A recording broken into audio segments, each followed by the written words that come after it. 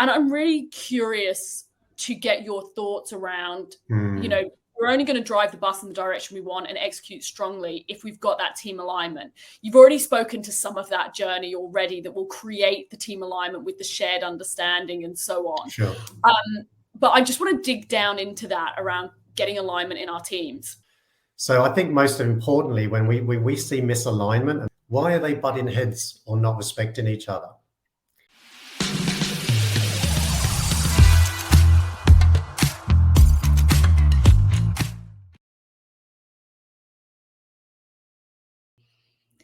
Welcome to Sales Bites. I'm Abby White. This episode, we have Roger Vertannes with us talking about all things execution. Roger is an EOS implementer. If you have not come across EOS before, you are missing out. EOS is Entrepreneur Operating System, and it was by Gino Wickman. He founded it and wrote the book Traction, which unpacks this system. Even if you are not an entrepreneur, there is still so much that you can learn from this system and look at how do you really execute on your big goals? How do you take that strategy or that intention and how do you make it see the light of day? And that's really what Roger unpacks, which is such a valuable conversation at this time of year for 2024. Now, before we get stuck into the conversation with Roger, Roger is one of our amazing Rev Up experts. So if you would like to see Roger in action in one of our Rev Up masterclasses, check out Rev Up in the show notes and you can find out all the information there. A lot of business principles, methodologies, frameworks, systems, they've been around for hundreds of years. They're going to be around for 100 more, right? But EOS in a definition of what entrepreneurs look for is it's just a simple set, right, of concepts and practical tools. It's helping 190,000 companies around the world now to use the system to do three things: clarify, simplify, and achieve the vision, the actual traction part two, which is what I love about what we do. Plus, simply because it sounds simple, and because it is, and because there is so much proven success out in the marketplace now on a global level. And when you say entrepreneur, obviously the word is sort of thrown around quite interestingly these days. Yeah, look, entrepreneur to me, and by definition, is a founder of an entity, of a company that has a vision. And they know exactly, they can see it in their head, and off they go, and they have this hunger, determination, and grit about them that they need this vision, which is a purpose-driven help or creation to build something and help the world or solve a problem. And that is the definition for me as an entrepreneur, because I've been there myself. Whether people call them serial entrepreneurs, that's obviously some crazy people who want to do 10 in a row. But my bottom line is entrepreneurs are the founders of businesses, and they build teams and product and services that are going to make a significant impact in our world, and they have. So that's who we love to work. I think your mindset on approaching something like, the creation of your first draft of your accountability chart, which is where you sort of have to let go of your ego and your roles, your current, tasks that you do in the business in order to scale. And it is a confronting process. And it's actually the first piece of work after we teach some leadership abilities over hitting the ceiling, to break through the ceiling, because every organization goes through that. So it's the first piece of work. So when a leadership team comes in to see us, and here we are facilitating some really open and honest questions like, are you the right person in the right team? Oh my God. So it is a confronting thing. But what I love about the chart, beyond an organizational chart tool, is, you're defining the clarity of the roles, the production and productivity of each person in the company, called key results. They know who they're also reporting to, but something that the listeners must be aware of, because there can be an assumption with structure and hierarchy. And that is it just a top-down approach? And that doesn't necessarily work for my culture I wish to create. Totally respect that. But we assume that a communication goes across that accountability chart and up and down, right, as a culture is created. But from a point of view of time management, showing capacity issues of one's burnout versus every employee is going to tell you they're busy, right? It actually identifies issues for you real quick. Look at family business, right? 70% of businesses in Australia, in our beautiful country here, are owned by family. So why does the sister end up in marketing? Or why is mum still doing finance when the business has scaled beyond her skill set? With love and due respect, we're being told, hey, have a look at this, right?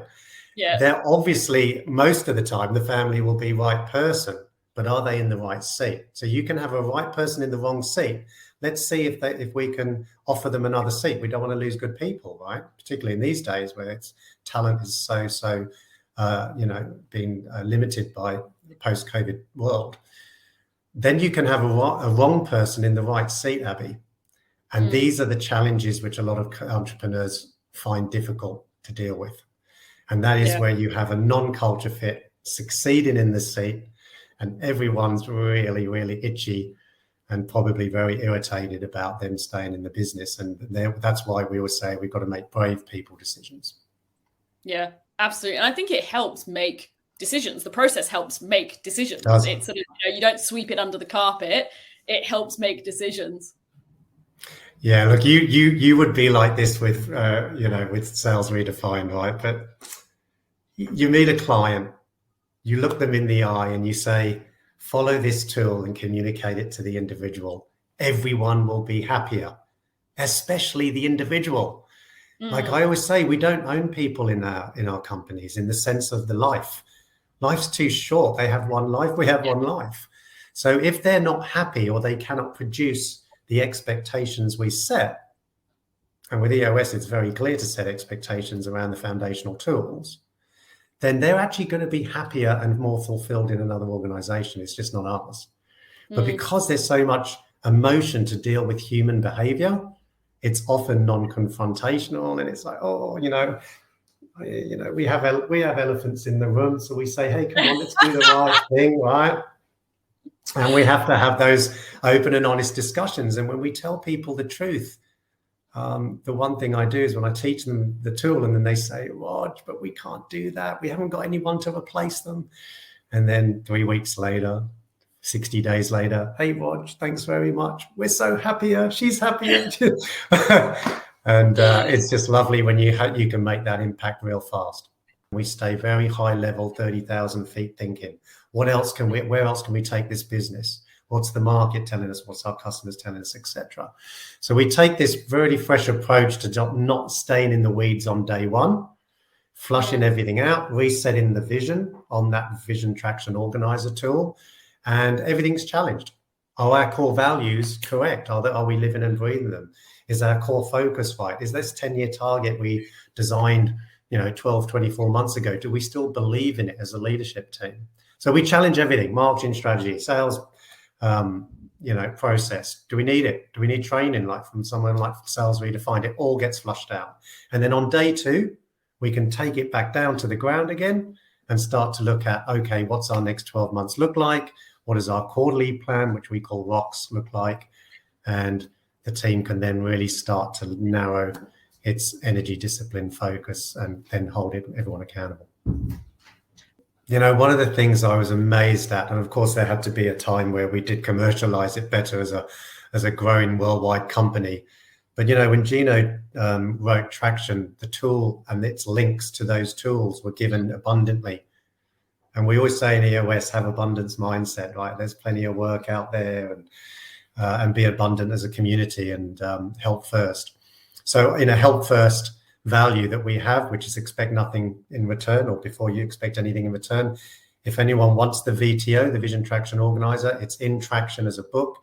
I'm happy from this visit, to your land of Sales Redefined. I'm happy for people to reach out to us. We can send them books, we can send them tools, and just to see them shift from this let's do everything to, guys, we've all agreed and discussed and debated, but this is what we must do 90 days at a time. And that's where you double down on execution. It's just the less is more approach. Yeah, I saw some research on that. I think it came out of the 4 disciplines of execution, where if you had more than 3 goals, your likelihood of actually achieving them starts to diminish. And then I think it Yep. was when you start to get over the 7, it becomes actually your probability of achieving them is actually 0. And I get it. You know, I have massive shiny toy syndrome, and I think a lot of founders do. But I do think there's so much power in that, in bringing it down to what are the couple big goals that we're going to go after, and everyone's got clarity. It's such a superpower for execution. Yeah, it is. And it depends on 2 major key factors from there on in: right people in the right seats on which to execute and support those goals and objectives, for whether it be the annual plan or even the quarterly plan. And the second thing is measurement. And we have this brilliant tool in the level 10 meetings, which is the weekly meeting pulse of how we go in, are we on track, off track? And the leaders need to demonstrate tangibly, right? Demonstratively, am I on track or off track with this quarterly rock? I'm the accountable owner, but I may be collaborating with Abby and Claire. So I need their time. I've had to schedule their capacity and mine. We become really good, better, faster, and stronger planners. And we teach that right up front. And I think when we get that right, the confidence just grows with the process of 90-day world. I just love it, because it's just, I'm with you, Abby. I'm just like, Lynn, let's do 10 things this quarter. She's like, how about we do 2? But it's all right. Now I just want to add being an EOS implementer to my list. I'm like, yeah, this sounds like great fun. Do you think sidetrack for a second and follow my shiny toy syndrome and my thought?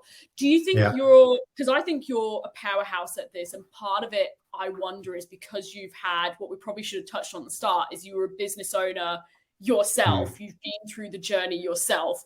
Therefore, you can have a level of empathy that no one else can, because you've sat there in that seat. You've been in their shoes.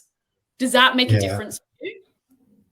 I believe so. And I think we've got to be real and open, honest about this, around skepticism of business coaching in the whole world, right? And so I was playing golf last Friday, and one of my clients, once a client, always a client, right, Abby? But graduated client, worked with them for about 5 years. They always wanted to hit the 20 million mark. They're going to hit the 20 million mark this year. And he was sharing that celebration as we were walking down the course. He bought a friend, $50 million revenue online business. He turns around to me and he says, if I ever wanted a business coach, I would want someone around 60 years old, and someone who's walked the talk and has that experience. And he said, but a young guy like you, well, have you gone to business school and all that type of stuff? And I said, are you just trying to get to win the hole? Because I'm 57 next month. So, but the point is, I grew up in family business from the age of 17 with my dad, then worked in global logistics for 15 years, ran the family business, initially owned by my eldest brother, and traded in Saudi Arabia, Middle East. And then when I wanted to grow more, then I set up a sports business, education and coaching enterprise. Some leadership teams, they will not call out the issue because we prioritize them in 1, 2, 3. So you have to choose the top 3 issues of the week. So you hone in. Thing is, I've seen it, and when I've facilitated, and that's our job as implementers, to help them become more open and honest, is I'll say, hey, Joel, you haven't called out this issue, but yet when you're checking this morning, it was a burning one for you. So I think we should discuss that, don't you? Oh, no. So we take them there. We call it entering the danger. And the bottom line is we just don't betray trust. We've got to take the teams there so they have the discussions they need to have. And when they do, you see this relief and this alignment all just kick in. Yes, it doesn't come easy, but we build it. And I was talking yesterday on, I had another one of our Rev Up experts on the podcast yesterday with Jay Pottinger. And we were talking about the power of having someone external. You're Switzerland, you're neutral, having that external person. It's almost like, particularly in our businesses, I certainly feel like you're too close to it. You can't see it. Nobody's baby's ugly. It's all that sort of stuff. Whereas you kind of come in as Switzerland, impartial. And I think there's massive power that cannot be underestimated, even in that. While your dogs are doing the podcast, I love dogs. This is great. I'm happy to keep the dogs. Millie's obviously got a strong opinion on this one. Well, she obviously agrees with me, so I think let's go into that conversation because she agrees. It sounds like that. If you enjoyed that conversation with Roger, you can see in the show notes, we've got the link to connect with him and also link to find out more about EOS. Now, before you leave us, as I mentioned, Roger is one of our Rev Up experts. What you may not know is we have just released a free layer of our Rev Up option, and we are bringing together revenue generating teams and forming a community and providing you access to lots of resources, information, and experts at your disposal to help you on your 2024 growth journey. So if you want to look at our community layer, then feel free to check out the link in the show notes and join us for free and be part of our Rev Up community.